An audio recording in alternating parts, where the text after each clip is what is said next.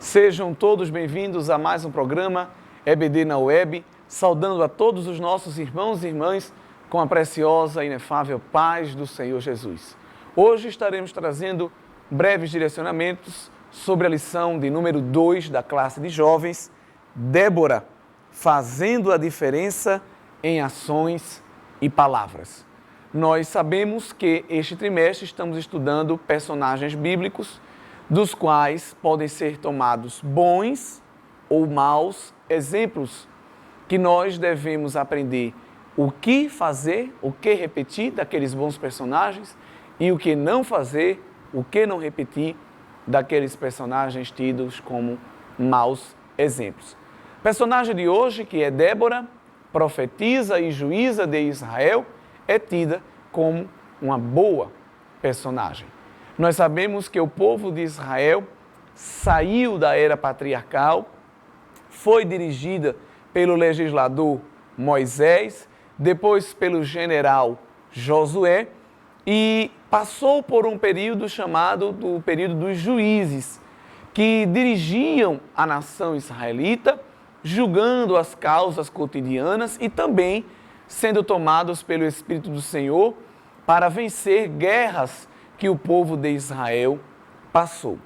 Aí nós vamos encontrar no livro de Juízes diversos destes homens que foram levantados pelo Senhor para tomar a frente da nação, julgando as suas causas diárias e dirigindo-a nos combates que eram levantados.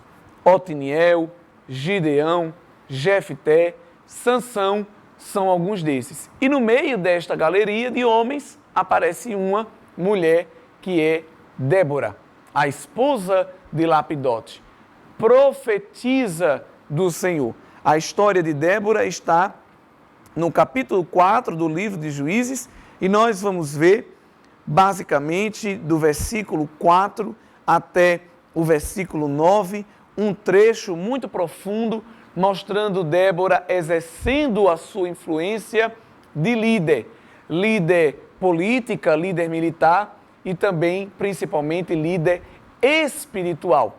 O verso 4 diz que ela julgava a Israel habitando debaixo das palmeiras, nas montanhas de Efraim, e os filhos de Israel viajavam para consultá-la em juízo, apresentar as demandas e os expedientes, e ali ela ia executando as decisões. Israel, naquele momento, viveu sob o domínio de Jabim, rei de Canaã, durante 20 anos. Foi um tempo de opróbrio para o povo de Israel, até que o Senhor vai levantar Baraque, através da boca de Débora, revelará a Débora que Baraque se levante e junte duas tribos como exército e vá lutar contra Jabim em Canaã. Agora, irmãos, quando nós lemos isso, se passarmos desapercebido, não vamos entender a problemática que estava envolvida nesta situação. E qual era a problemática? Era o tipo de inimigo que estava se apresentando. O poder dos cananeus, dirigidos por Jabim, e a pequenez do exército israelita que estava se levantando. Porque o texto bíblico, quando vai nos explicar, vai nos apresentar aquele povo, nos diz no verso de número 3 que os filhos de Israel clamaram ao Senhor por causa do opróbrio que Canaã e que Jabim levantava sobre o povo de Deus. E é-nos dito que aquele rei possuía 900 carros de ferro. Olhe, naquele tempo, possuir carruagens já era sinônimo de riqueza. Carruagens de ferro mostrava ainda mais poder. E 900 dessas carruagens era para atemorizar qualquer exército.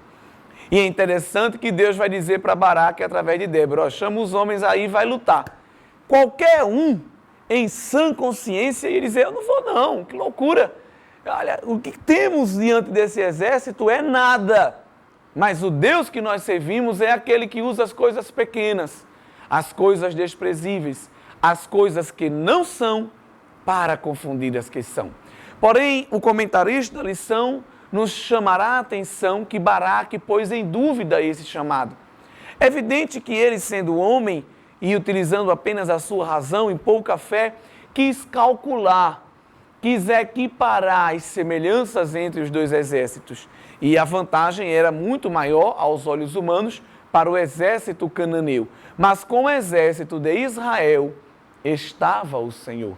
E é importante que o professor chame a atenção disso para os seus alunos, mostrando que Deus vai dar uma estratégia para o povo israelita através de Débora.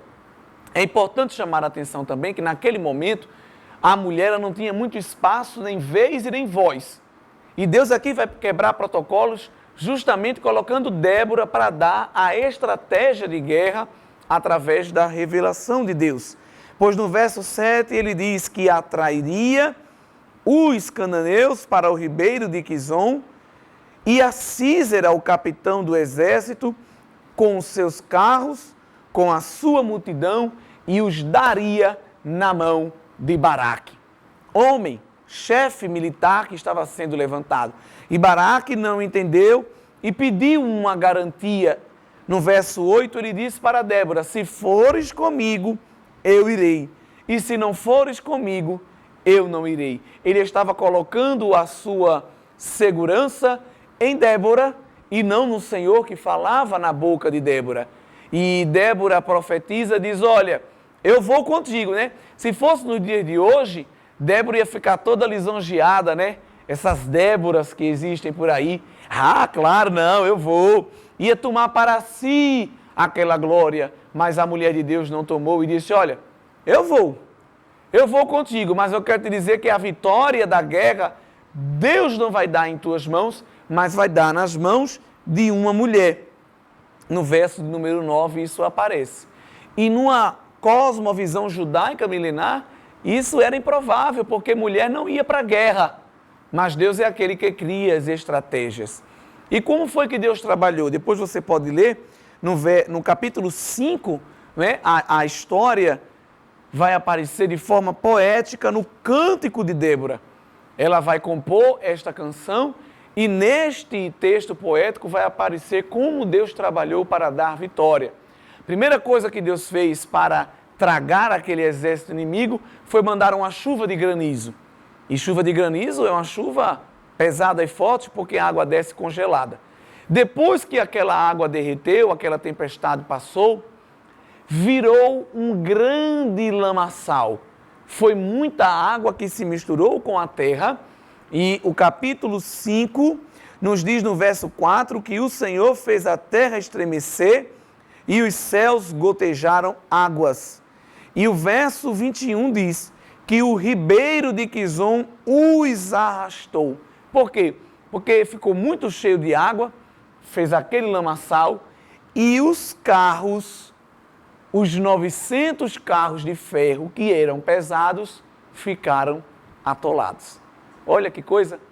Aquilo que era vantagem virou desvantagem, porque a carruagem de ferro na lama não tinha agilidade para andar. Aquilo que era forte ficou fraco. Aquilo que era poderoso ficou impotente, porque esse é o Deus que nós servimos. E a Bíblia diz no verso 22 do capítulo 5, que até as unhas dos cavalos se despedaçaram no galopar. Coitados dos cavalos, nem eles escaparam. Deus tirou toda a força do inimigo, mas a promessa dizia que Deus daria vitória usando a mão de uma mulher. O exército estava desbaratado, os carros estavam atolados, mas o chefe do exército ainda estava solto, que era Sísera. Ele fugiu. E a guerra só era considerada vencida quando o chefe do exército também era capturado. E na sua pouca inteligência, na sua falta de planejamento, Sísera, que era o chefe do exército dos cananeus, entrou na tenda de Jael, mulher de Heber, que também estava na guerra. Isso aparece no capítulo 4, do versículo 18 ao 24. E naquela cultura, o homem não podia ficar dentro de uma tenda com uma mulher estranha. Ele podia até morrer por causa daquilo. A mulher Jael estava fazendo os seus serviços domésticos quando foi surpreendida com a chegada de Sísera. Mas ela, muito calmamente, com muita prudência, o recebe, oferece um lanche, uma espécie de coalhada, de iogurte. E aquele homem se alimenta e repousa, achando que estava tudo bem. Mas a promessa dizia que a vitória ia vir na mão de uma mulher. Jael toma aquela estaca da sua tenda, crava na fronte do homem inimigo e agora Israel obtém vitória completa. Então Deus não vai dar essa vitória na mão de Baraque, Deus não vai dar esta vitória na mão de Débora, que era a quem ele estava contemplando na sua visão humana, que seria o elemento da vitória, mas Deus vai dar a alguém que ninguém esperava nem imaginava, que era Jael, também uma mulher, que não precisou ir até a guerra, mas o Senhor trouxe a guerra até ela para produzir paz. Imagine se Jael não tivesse sabedoria e quando visse Sísera gritasse ou avançasse logo.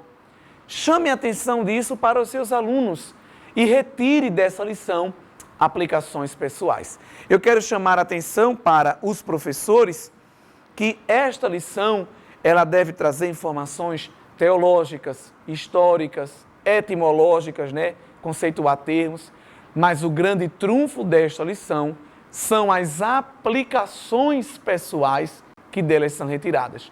Então, quando você estiver dando sua aula, ao apresentar essas situações, pergunte aos alunos, se você estivesse no lugar de Débora, como você faria?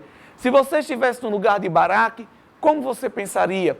Faça o aluno se transportar para aquele contexto histórico e ajude-o a retirar dali lições eternas.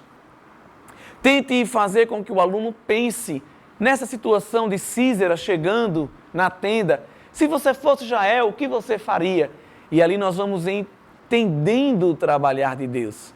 Jael esperou o homem dormir, pois ele era chefe de exército, com certeza era um homem treinado e forte. Mas aquele que tem a presença de Deus, na sua fraqueza, tira força e obtém vitória. E que esse texto bíblico do capítulo 4 e 5 do livro de Juízes traga para todos nós que estamos extraindo lições desta lição o entendimento final de que quem concede vitória ao seu povo é o Senhor. Por mais capacitado que sejamos, mas a vitória vem de Deus. Nós somos homens de Deus e mulheres de Deus, mas não somos Deus.